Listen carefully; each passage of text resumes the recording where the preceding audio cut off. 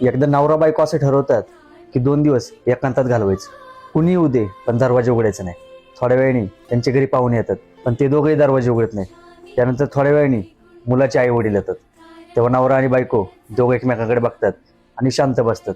10-15 मिनिटं गेल्यानंतर ते तिथून निघून जातात. त्यानंतर 2 तासांनी मुलीचे आई वडील येतात.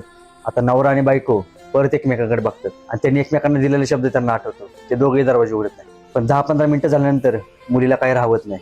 शेवटी ती दरवाजे उघडते आणि आई वडिलांना घरात घेते. तेव्हा नवरा गालातल्या गालात हसतो आणि तिथं सगळं सोडून देतो. थोडे दिवस जातात. त्यावेळेस त्यांना मुलगा होतो. तेव्हा ते दोघं एकदम आनंदी होतात आणि सगळीकडे पेढे वाटतात.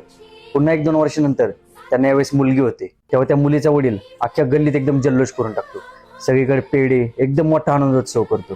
तेव्हा त्याची बायको त्याला म्हणती, ज्यावेळेस पहिल्यांदा आपल्याला मुलगा झाला तेव्हा तुम्ही एवढा जल्लोष केला नव्हता, मग आता एवढा जल्लोष का करताय? तेव्हा तिचा नवरा तिला म्हणतो, माझ्या जीवनाचं सार्थक झालं. माझ्यासाठी दरवाजे उघडणारी माझ्या आयुष्यात आली. मित्रांनो, मुलगा झाला नाही म्हणून तोंड पाडून बसणाऱ्यांना एकच सांगतो, या जगात मुलीसारखं प्रेमळ कोणच नाही. आणि भाग्यशाली असतात ती लोक ज्यांच्या पोटी मुली जन्म घेतात. त्यामुळं मुलींवर खूप प्रेम करा.